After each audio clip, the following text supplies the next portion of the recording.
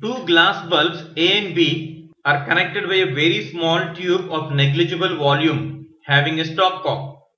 Volume of bulb A is given as 100 centimeter cube and it contains some gas, and the bulb B is empty. On opening the stopcock, the pressure dropped by 60% and we need to find out the volume of the bulb B.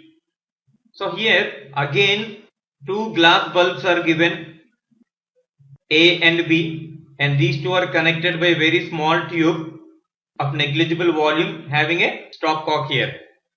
And the volume of A is given as 100 centimeter cube, and we need to find out the volume of B. And what more is given? On opening the stopcock, the pressure dropped by 60%.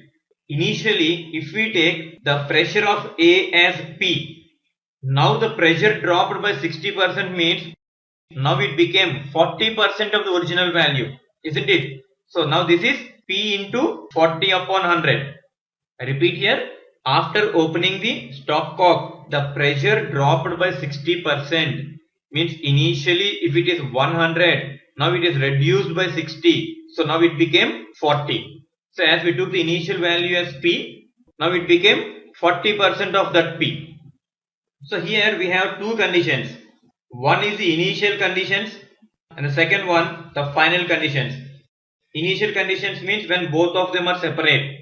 Final conditions means once the stopcock is opened.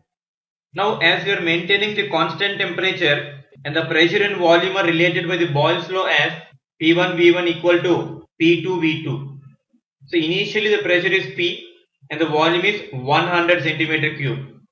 And finally the pressure became 40% of the initial, that is P into 40 by 100.